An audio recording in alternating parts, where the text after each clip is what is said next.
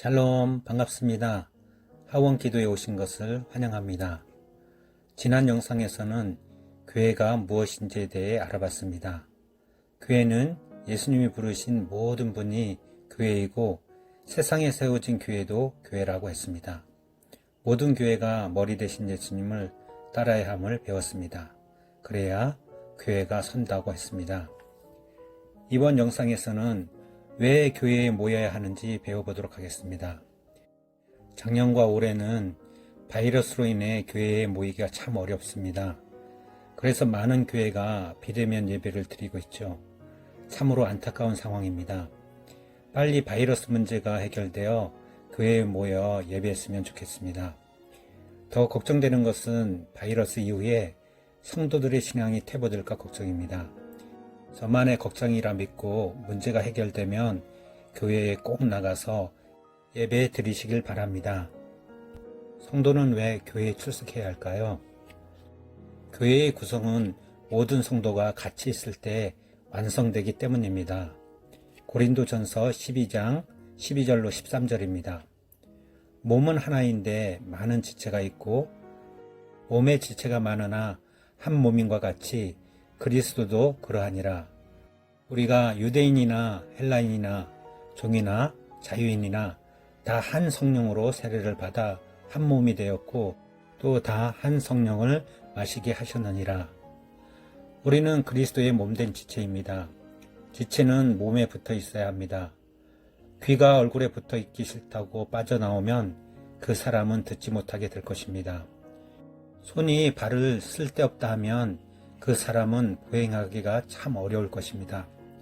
지체 한 사람 한 사람은 교회에 꼭 필요한 분들입니다. 나는 아무 쓸데없다고 생각하시는 분은 큰 착각입니다.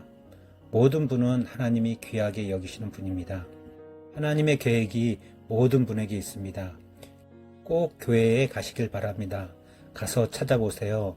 당신이 있을 곳은 꼭 있습니다. 당신을 통해 교회는 완성됩니다.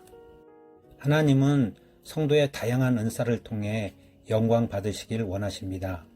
에베소서 4장 11절로 12절입니다.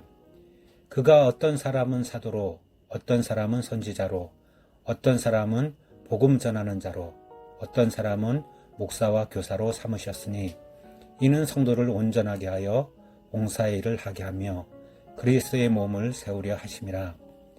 빌립보서 2장 2절로 5절입니다.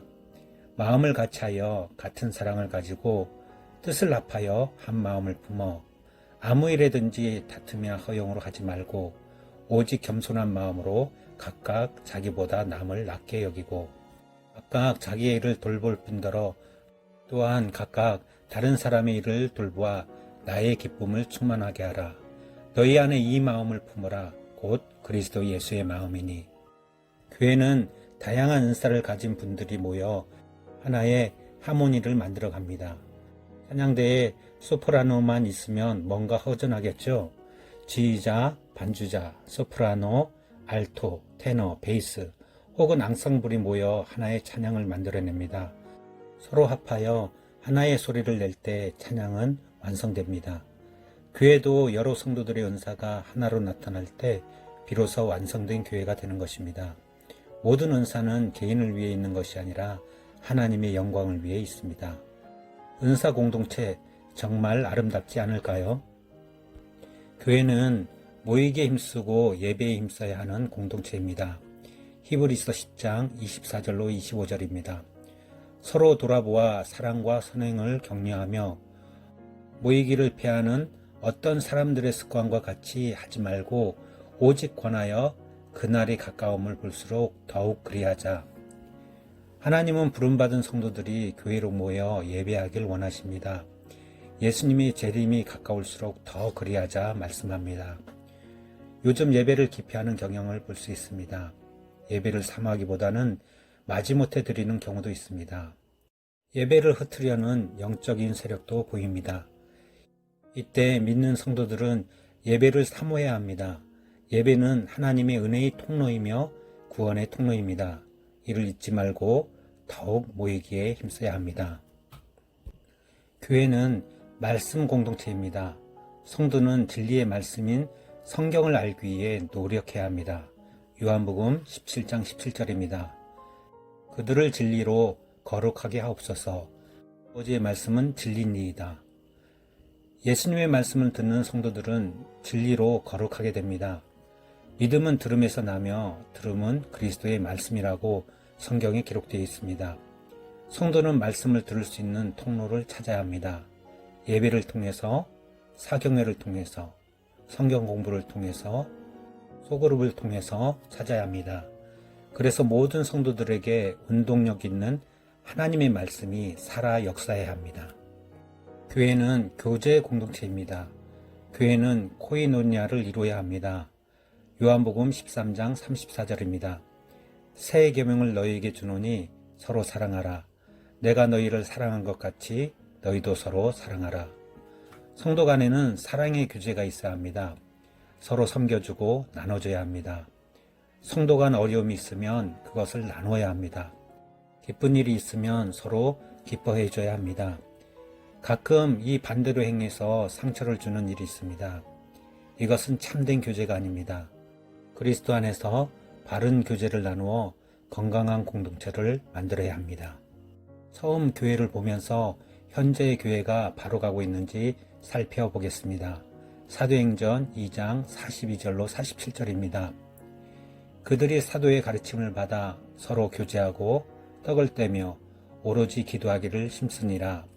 사람마다 두려워하는데 사도들로 말미암아 기사와 표적이 많이 나타나니 믿는 사람이 다 함께 있어 모든 물건을 서로 통용하고 또 재산과 소유를 팔아 각 사람의 필요를 따라 나눠주며 날마다 마음을 같이하여 성전에 모이기를 힘쓰고 집에서 떡을 떼며 기쁨과 순전한 마음으로 음식을 먹고 하나님을 찬미하며 또 온 백성에게 칭송을 받으니 주께서 구원받는 사람을 날마다 더하게 하시니라.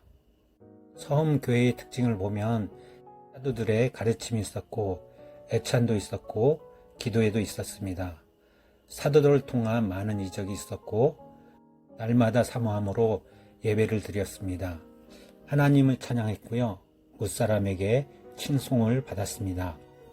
그래서 날마다 구원받는 사람이 더해졌습니다. 이것이 처음 교회의 요약입니다. 한번 상상해 보세요. 얼마나 역동적이었을까요? 처음 교회에는 예배, 찬양, 기도, 교제, 전도가 있었습니다. 모든 것이 매우 적극적이고 활발했을 것으로 추측됩니다. 현재의 교회에도 모든 것이 있습니다. 현재의 교회가 형식이나 규모 면에서 초대교회를 압도할 것입니다. 그러나 많은 사람들이 초대교회로 돌아가자 말합니다. 이 말은 처음 교회와 현재의 교회가 분명히 차이가 있다는 것입니다. 저는 생각하기를 처음 교회와 현재의 교회 차이점은 초대교회는 모든 성도가 성령 충만했지만 지금 교회는 그렇지 못하다는 것입니다. 모두가 성령 충만하지 않은 것 같습니다. 현재의 모든 성도가 성령 충만하면 초대교회로 굳이 가지 않아도 초대교회의 역사는 이어질 것입니다. 모든 성도가 성령의 내주, 충만을 통해 처음 교회와 같은 영적인 축복을 누리시길 기원합니다. 감사하게도 18번의 영상을 통해 교회에 대한 가장 기초적인 교리와 신앙에 대해 알아봤습니다.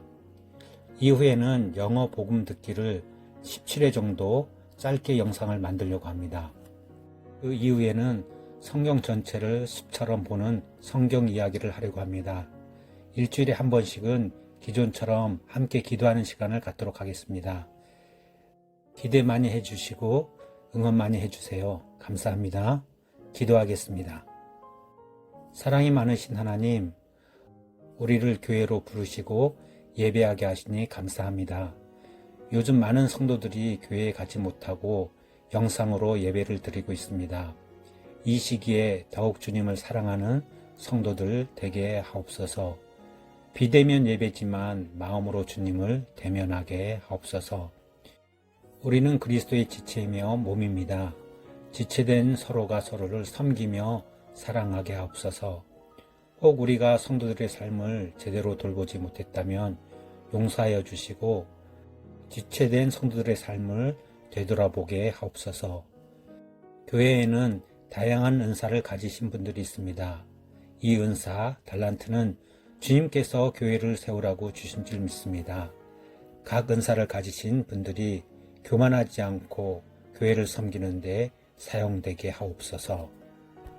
꼭 달란트가 없다고 다른 이의 은사를 거부하거나 색하지 않게 하옵소서. 교회는 예배 공동체입니다. 모이게 힘쓰고 예배에 힘쓰게 하옵소서. 진리의 말씀을 날마다 고대하게 하옵소서. 날마다 주의 말씀을 상고함으로 주의 진리의 말씀을 충만히 누리게 하옵소서. 교회는 교제 공동체입니다. 서로가 서로를 섬기며 부족한 것들이 있으면 서로 채우게 하옵소서. 한쪽이 너무 많거나 한쪽이 너무 적어 고통받지 않도록 인도하여 주시옵소서. 모든 영광 주님께 돌립니다. 예수님의 이름으로 기도합니다. 아멘.